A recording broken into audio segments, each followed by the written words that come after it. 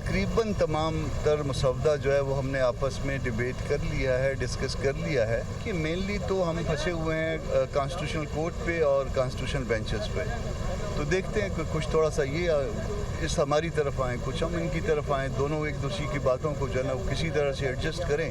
हम कोशिश कर रहे हैं कि कौम के मफाद में आगे बढ़ा जाए। जमीयत उलमा इस्लाम ने आईनी अदालत के बजाय आईनी बेंच की तजवीज़ दे दी। 200 आईनी केसेस के लिए आईनी अदालत बनाना मुनासिब नहीं, इसका हल सुप्रीम कोर्ट का बेंच है। हमने कहा कि सुप्रीम कोर्ट का आईनी बेंच बनाया जाए। हमारा 24 निकाती ड्राफ्ट हुकूमत के 56 निकाती मुसव्विदे का जवाब है। पीपल्स पार्टी और हमारे ड्राफ्ट में सिर्फ आईनी अदालत और बेंच का फ़र्क है। पीपल्स पार्टी के बाकी ड्राफ्ट पर हमें कोई एतराज़ नहीं। आईनी अदालत और बेंच के हवाले से मामला रुका हुआ है। उम्मीद है कि जल्द वोटें दोनों जमातें मुश्तरका ड्राफ्ट पर इत्तेफाक कर लेंगी। सेनेटर कामरान मुर्तज़ा की गुफ्तगू। पीपल्स पार्टी और जमीयत उलमा इस्लाम का जरदारी हाउस में मुशावरती इजलास। आईनी तरामीम के मुसव्विदों के बुनियादी निकात पर गौर। हम आहंगी पैदा करने की कोशिश कर रहे हैं। आईनी तरमीम हरगिज़ अदालत पर हमला नहीं है। कोई चीज़ परफेक्ट नहीं होती, आईनी तरमीम भी परफेक्ट नहीं होगी। आईनी तरमीम में शफाफियत लाने की कोशिश की जा रही है। सेनेटर शेरी रहमान।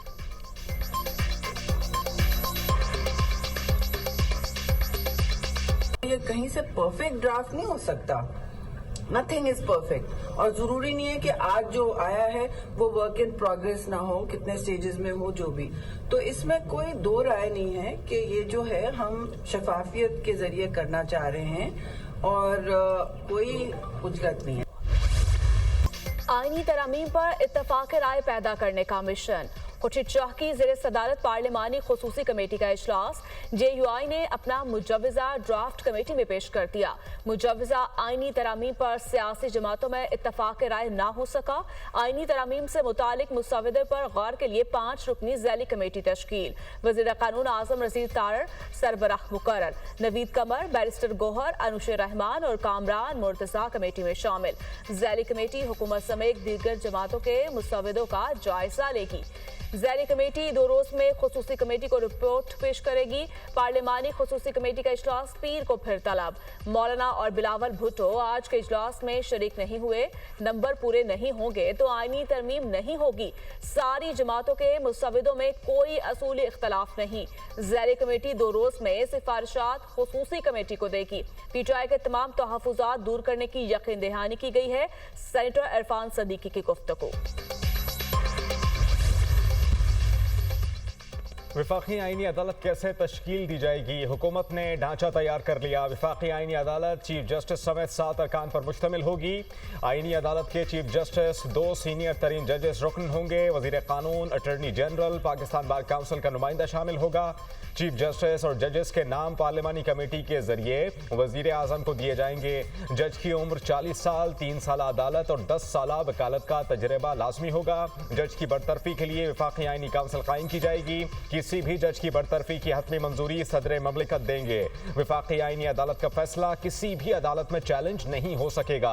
4 सूबाई आईनी अदालतों के फैसलों पर अपील वफाकी अदालत में हो सकेगी। सुप्रीम कोर्ट के चीफ जस्टिस का तकर्रुर भी 8 रुकनी पार्लिमानी कमेटी के जरिए होगा। आईनी तरमीम से मुताल्लिक हुकूमती मुसव्विदे के अहम निकात। पार्लिमानी खुसूसी कमेटी इजलास में उमर अयूब की हुकूमती रहनुमाओं से तलकलामी। अपने अराकीन की गिरफ्तारी और मुकदमात का मामला उठाया। हुकूमती अरकान के डी चौक पर एहतजाज की कॉल पर सवालात। पुरअमन एहतजाज हमारा हक है। बानी PTI से मुलाकातों पर पाबंदी क्यों लगाई? पुरअमन मुजाहिरीन पर जुल्म किया गया। चंद शख्सियात के लिए आईनी तरामीम हो रही है। अपोजिशन लीडर उमर अयूब का एतराज। इजलास आईनी तरमीम के लिए है, गिरफ्तारी की बात बाद में कर लें। आइन की हदूद में गुफ्तो शनीद का सिलसिला जारी है। कौन सी चीज है जिसका हल नहीं? आईनी तरमीम का मामला 25 अक्टूबर के बाद भी जा सकता है। बुनियादी तौर पर 4 से 5 तरामीम पर बात हो रही है। जो ड्राफ्ट दिया था उस पर गुफ्तगू हुई है। 3 दिन का वक्फा मांग लिया गया है। अगले चीफ जस्टिस ऑफ पाकिस्तान का नोटिफिकेशन हो जाएगा। सियासतदानों का बैठना ही ब्रेक थ्रू है। आजम रज़ीद तारड़ का जवाब। मुजव्विज़ा आईनी तरमीम के खिलाफ दरख्वास्त पर सुप्रीम कोर्ट का 3 रुकनी बेंच तश्कील। चीफ जस्टिस काजी फाइज ईसा की सरबराही में बेंच 17 अक्टूबर को दरख्वास्त पर समाअत करेगा। जस्टिस नईम अख्तर अफगान और जस्टिस शाहिद बिलाल हसन बेंच में शामिल। रजिस्ट्रार ऑफिस ने दरख्वास्त गुजार साबिक सदर supreme court bar Abid Zubairi को नोटिस जारी कर दिया।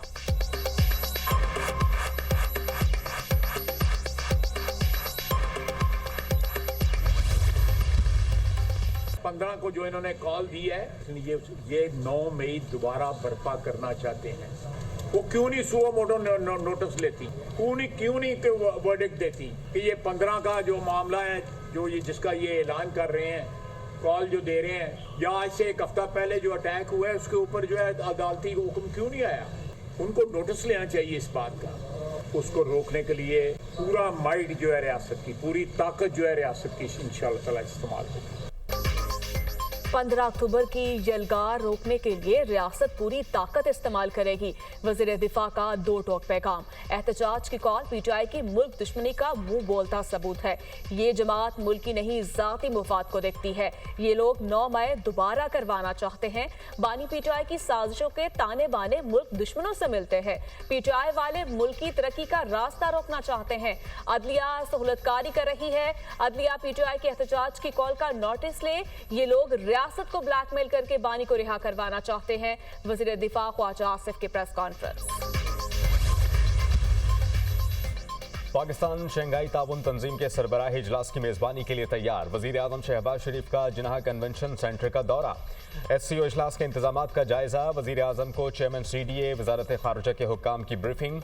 वज़ीर आज़म का शंघाई ताउन तंजीम के इजलास के इंतजामात पर इत्मीनान का इजहार। SCO इजलास में चीन, रूस, बेलारूस के वज़राए आज़म शिरकत करेंगे।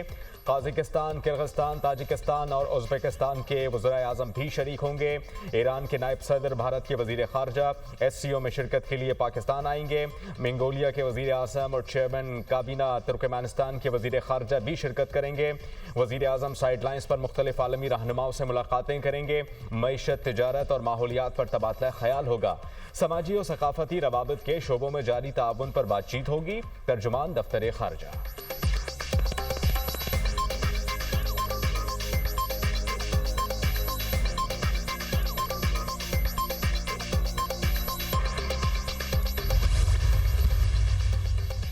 अफगानिस्तान शंघाई ताउन तंजीम के इजलास में शरीक नहीं होगा।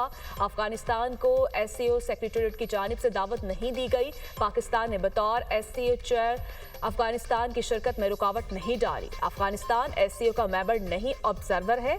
रुकनीत गैर फाल है।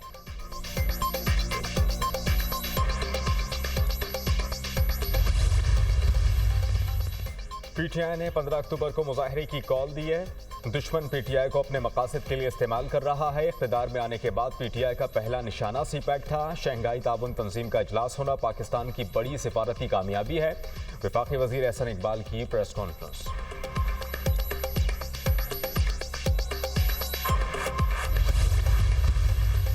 इनको इतनी हिम्मत है ना, तो आए अपना एहतजाज खुदा के लीड करें और इस दफ़ा कोई किसी गलत फहमी में ना रहे।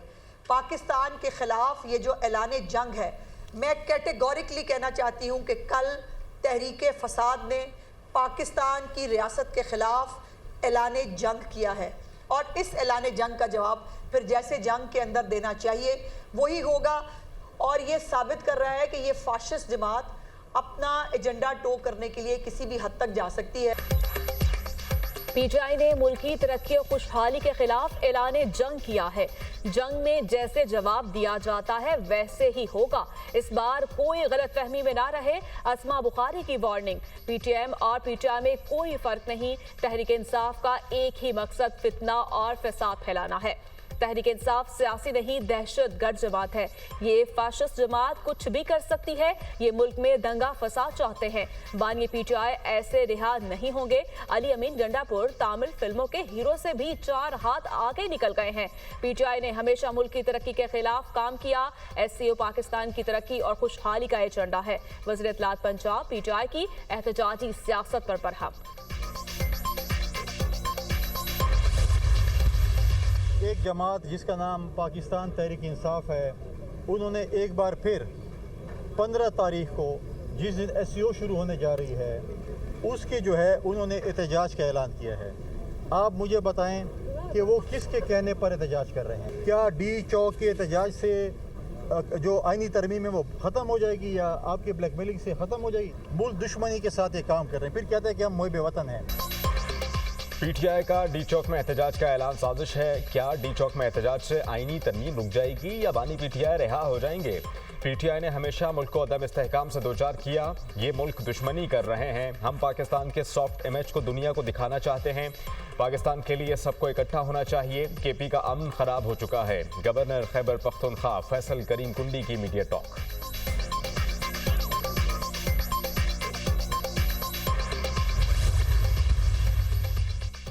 आईनी तरामीम पर पार्लिमानी इत्तेहादी जमातों के दरमियान मुशावरत। वज़ीर-ए-आज़म से MQM के वफ्द की मुलाकात। गवर्नर सिंध कामरान डिसोरी, डॉक्टर फारूक सत्तार, अमीरुल हक शामिल।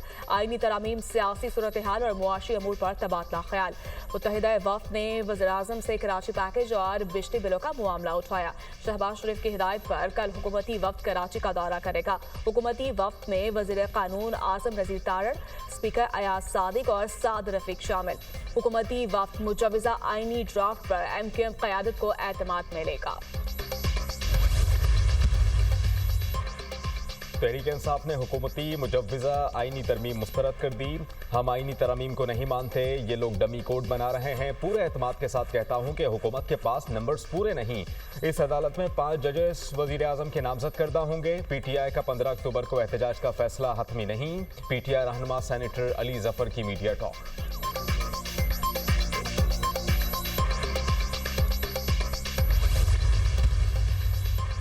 विफाकी आईनी अदालत का क़याम कायदे-ए-आज़म का ख्वाब था। कायदे-ए-आज़म ने सबसे पहले विफाकी आईनी अदालत की तजवीज़ पेश की। कायदे-ए-आज़म ने विफाकी आईनी अदालत की तफसील 27 अक्टूबर 1931 को लंदन में मुनक़िदा गोल मेज़ कॉन्फ्रेंस में पेश की। एक ही अदालत को विफाकी कवानीन पर वसी दायरा इख्तियार देने की भी मुखालफत की। कायदे-ए-आज़म ने कहा, कोई भी सवाल जो विफाकी आइन से मुतालिक हो या आइन से पैदा हो, उसे विफाकी अदालत में जाना चाहिए। कायदे-ए-आज़म की ये तजवीज़ पीपल्स पार्टी की पेश करदा तजवीज़ से मुमासलत रखती है। चेयरमैन पीपल्स पार्टी बिलावल भुट्टो का एक्स पर पैगाम। हुकूमत की बड़ी जमातें PMLN और पीपल्स पार्टी बहुत ज़्यादा ओनरशिप के साथ इस आईनी तरमीमी बिल के लिए वकालत कर रही है ना, जबकि ऑपोजिशन जो है वो इसकी मुखालफत करी। PTI इनकी साइकी देखें, अपनी अपनी ज़रूरत के हिसाब से जो है वो किसी भी इस्लाहाती एजेंडे की हिमायत करती हैं। PTI तो 100% इसके हक़ में है और उन्होंने चार्टर डेमोक्रेसी में इसको सपोर्ट किया, लेकिन आज मुखालफत क्यों कर रहे हैं कि आज वो ये ज़रूरत महसूस करते हैं कि शायद उनके जो सियासी मफादात है उसको नुकसान पहुँचे। MQM ने आईनी तरमीम का मुसव्विदा नहीं देखा। नून लीग और पीपल्स पार्टी आईनी तरमीम की वकालत कर रही है। PTI अगर हुकूमत में होती तो इसकी ज़रूरत भी इसी तरह के बिल की होती। PTI अदालती इस्लाहात और आईनी अदालत के हक़ में थी। आज मुखालफत इसलिए कर रही है कि इनके सियासी मफादात को नुकसान पहुँच रहा है। उसूल नहीं, सारी बात सियासी मफादात की है। रहनुमा MQM फारूक सत्तार की मीडिया टॉक। हर जमात का हक़ है कि वो किससे बात करना चाहती है। जमात इस्लामी ने पीपल्स पार्टी के ड्राफ्ट पर तहफ़्फ़ुज़ात का इजहार नहीं किया। PP रहनुमा खुर्शीद शाह।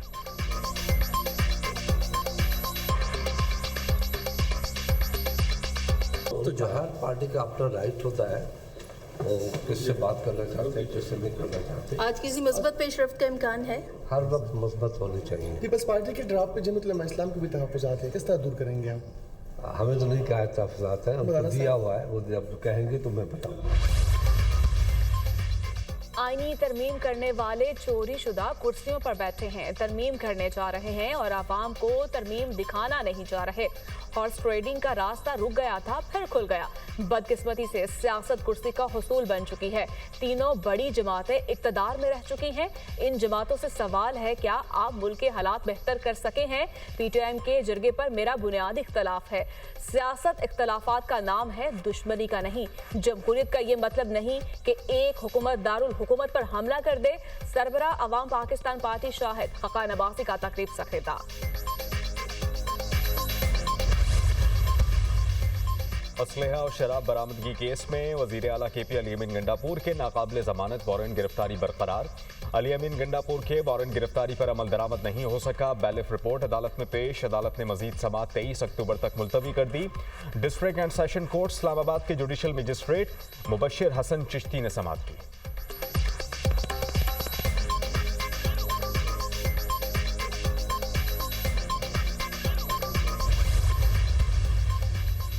पंजाब के मजीद 5 अजला में फौरी तौर पर दफा 144 नाफिज।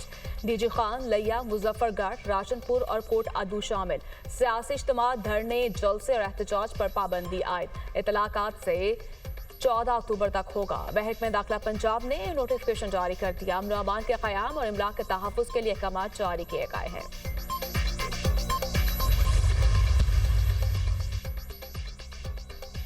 वज़ीर आला पंजाब मरियम नवाज की जुबली टाउन लाहौर में इंडस अस्पताल आमद। न्यू इमरजेंसी ब्लॉक का इफ्तिताह किया। अस्पताल के मुख्तलिफ शोबों का दौरा। खातून की पुलिस के खिलाफ दोहाई। पुलिस अफसरों की जानिब से दादरसी न करने की शिकायत। वज़ीर आला मरियम नवाज ने DIG इन्वेस्टिगेशन को मौके पर तलब कर लिया। शिकायत का फौरी इजाला करके रिपोर्ट पेश करने का हुक्म। मरियम नवाज ने एमरजेंसी वार्ड में ज़ेर इलाज बच्चों की आयादत की। सरकारी अस्पतालों में इंडस ट्रस्ट की मुआवनत से बेहतरी लाने के लिए मुश्तरका प्लान भी तलब। कमसिन बच्चों की हार्ट सर्जरी के लिए मुश्तरका इक़दामात पर इत्तेफाक। पंजाब के हर अस्पताल को बेहतर से बेहतर करना चाहते हैं। हेल्थ इंसानी जिंदगी का मामला है। गफलत और कोताही नहीं बर्दाश्त की जा सकती। अस्पतालों में 90% तक मुफ्त अद्वियात फराहम की जा रही हैं। वज़ीर आला पंजाब मरियम नवाज।